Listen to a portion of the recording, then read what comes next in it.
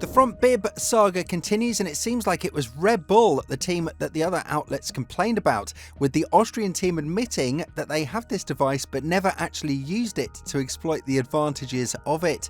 But the sole fact that they had it raises suspicions about their honesty in this case, and with Red Bull now coming to an agreement with the FIA regarding the usage of this element in the foreseeable future, could the Austrian team really find an illegal way to exploit performance out of the car? And more importantly, did it actually work, or did they put themselves on the mockery list for nothing? Red Bull has admitted to having advice to alter the front bib height in their car, but they've chosen the words very carefully when talking about this situation. According to the Austrian team, the part cannot be used while the car is assembled. Therefore, changes to the ride height cannot be made in the midst of a weekend, or more precisely from qualifying to racing, in order to gain performance by changing the ride height due to the fuel weight compromising it at the start of the race.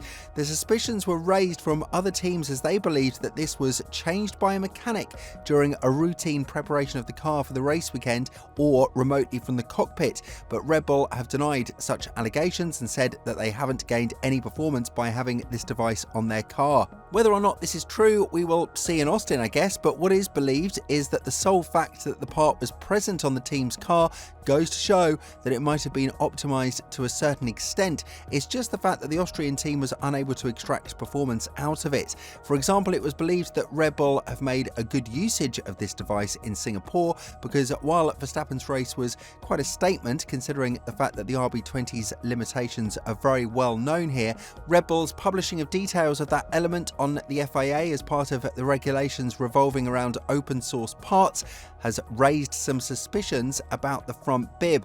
When talking about the presence of this part, a senior representative from Red Bull said, "Yes, the device exists, although it is inaccessible once the car is fully assembled and ready to run. In the numerous correspondence we have with the FIA, this part came up and we have agreed a plan going forward." And for the FIA to intervene here, it's going to be a very difficult situation, because this leaves the governing body in a position in which they cannot penalise a team for something that there is no evidence of, despite Red Bull's rivals believing that they've used this part. Even the fact that it belongs to the open source parts doesn't help the governing body, because at the end of the day there is no actual evidence that the ride height of Verstappen or Perez has been adjusted on some of the races in 2024. Therefore, with a lack of evidence, neither we nor the FIA can bring a verdict on whether or not Red Bull have cheated the way through their process of downfall. This is, of course, very controversial, because whenever Red Bull are found in some murky waters, there is always a process of negotiating things with the FIA, who have come down strongly with a new rule that prohibits any work on the front bib, whether that's done remotely or mechanically from within the cockpit. This has a similar nature to the sporting penalty that Red Bull received for breaching the budget cap, as they have also gone through a process of negotiating things with the governing body, although truth be told, many believe that the penalty Red Bull has received was just a slap on the wrist by having a 10% reduced wind tunnel time and a $7 million to be paid. However, we must be neutral here and mention how things are standing with the FIA and McLaren as well. The Woking-based squad has also been found to use a trick with their rear wing called the Mini DRS, which passes the tests of flexibility on the rear wing but still rotates a bit more than usual when it's loaded with high speeds. Still, no matter how you look at these things, the Red Bull's device is something that is plain illegal, because it interferes with working on the car during parc fermé conditions, and the fact that they have this device is enough for us to suspect that they have exploited it in the past.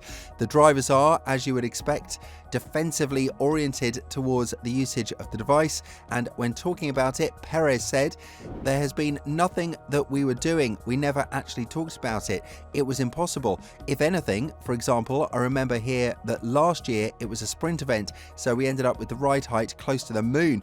It was completely out of it because we were concerned about something that happened to Mercedes and Ferrari with the plane tank wear that might have happened to us. I knew the device existed, but it was not available to us to be used. Verstappen, on the other hand, has called upon the fact that we are talking about an open source part, which means that everyone can see it. Therefore, it cannot be illegal if proper checks have been conducted with the car. When talking about his part of the story regarding this device, the three-time world champion said, "It is an open source part, right? Everyone can see it. For us, it was just an easy tool when the parts were off. It was to adjust, but once the whole car is built together, you cannot toughen it. So for us, it doesn't change anything." When I read the story, I was thinking about other teams doing it, and then I found out it was related to our team and we never even mentioned it in the briefing. The fact why Red Bull wasn't quite related to using such a tricky device is because they weren't actually gaining performance from Miami onwards. Truth be told, they've managed to stay competitive and they haven't entered a downward spiral like Aston Martin, but teams like McLaren and Ferrari were quick to catch up with the Austrian squad, with Mercedes posing a threat from time to time in the ending stages of the first half of the season. This is not going to end anytime soon, and what is definitely possible is that the FIA will be pressed to make some rigorous changes to the rulebook, because now it looks more and more like teams are looking to be innovative in the wrong way, which really doesn't help the situation at all. Lewis Hamilton has also spoken about Red Bull's talent of always being innovative and always finding a way of how to add performance to their car by walking on a very thin line. As the seven-time world champion said, "I've only just heard about it before I got here, but I think the name of our sport is all about innovation. Red Bull have been the leaders and they have innovated. Ultimately, all the teams look at the rules and try to find out how to massage those rules and get the most out of it. At the end of the day, Red Bull did a better job. God knows how long they've had that, and they've been winning championships. Maybe that stops now. I don't think that's the one thing that's going to stop them. I think everyone else, we got to continue to be innovators and leaders rather than try and catch up."